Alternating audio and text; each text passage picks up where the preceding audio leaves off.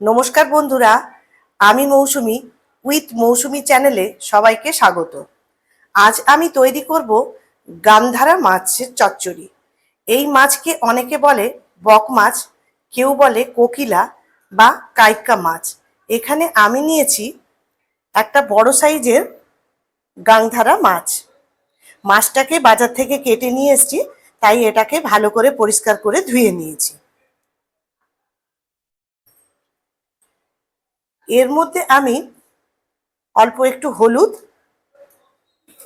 আর নুন মাখিয়ে নিলাম।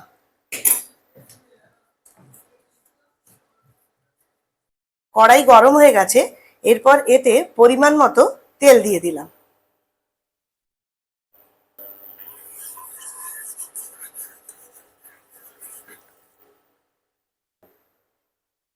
এরপর আমি মাছগুলোকে ভেজে নেব।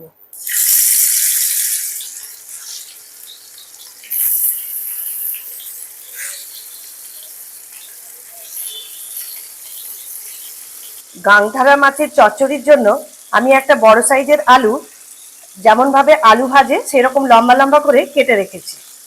আর কিছুটা পেঁয়াজ কলি আর একটা বড় সাইজের বেগুন, সেটাকে হাফ কেটে এরকম লম্বা লম্বা করে কেটে রেখেছি। আর একটা মিডিয়াম সাইজের টমেটো, সেটাকেও কেটে রেখেছি। আর একটা আদা রসুনের পেস্ট, রসুনের পরিমাণটা একটু বেশি, সেই মতো 1 চামচ গ্রেট করে রেখেছি। একটা বড় সাইজের পেঁয়াজকে কুচিয়ে রেখেছি। মাছগুলোকে আমি এপিট ওপিট করে ভেজে নিয়েছি। মাছগুলো ভাজা হয়ে গেছে, এরপর আমি এগুলোকে তুলে নেব। ওই তেলের মধ্যেই আমি 1 চামচ কালো জিরে ফোড়ন দিলাম।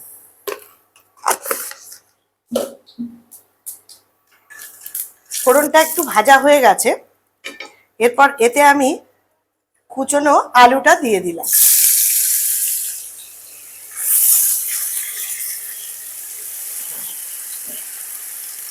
আলুটা একটু ভাজা হয়ে গেলে এতে আমি পেঁয়াজগুলো দিয়ে দেব।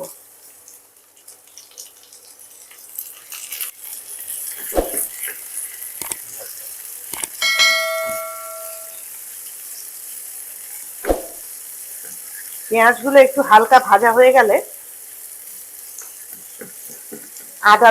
আদা রসুনের পেস্টটাও দিয়ে দেব।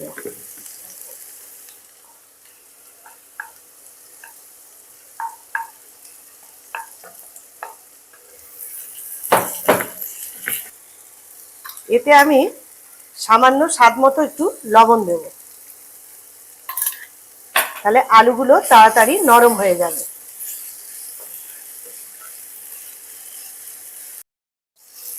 আলু পেঁয়াজগুলো 2 মিনিট মতো আমি ভেজে নিয়েছি। এরপর এতে কুচিয়ে রাখা পেঁয়াজ কলিগুলো আর বেগুন দিয়ে দিলাম।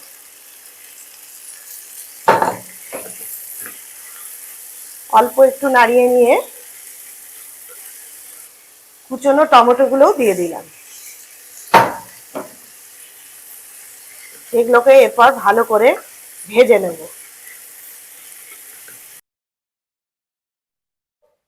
এরপর এগুলোকে ভালো করে কষিয়ে নেব, ভালো করে নাড়াচাড়া করে।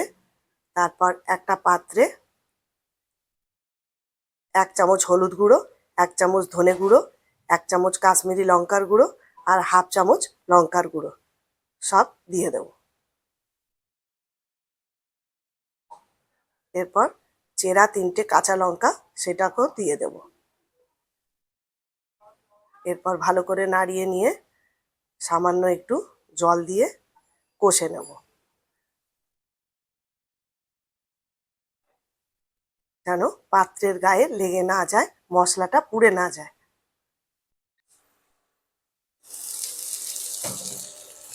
এটা 5 মিনিট মতো রেখেছিলাম।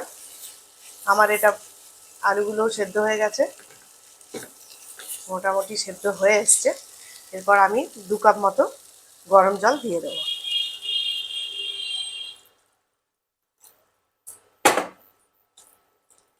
এরপর আমি ভাজা মাছগুলোকে দিয়ে দেব।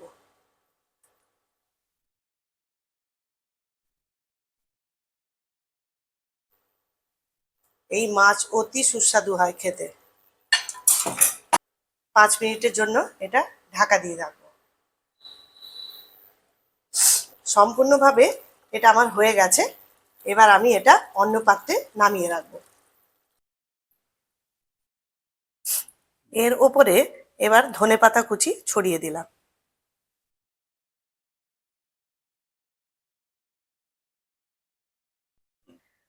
তৈরি হয়ে গেল এই গাংধারা মাছের চচ্চড়ি।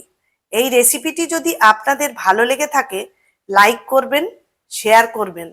আর যদি আপনি আমার চ্যানেলে নতুন বন্ধু হন তবে চ্যানেলটিকে সাবস্ক্রাইব করে দেবেন। ভালো থাকবেন, সুস্থ থাকবেন। ধন্যবাদ।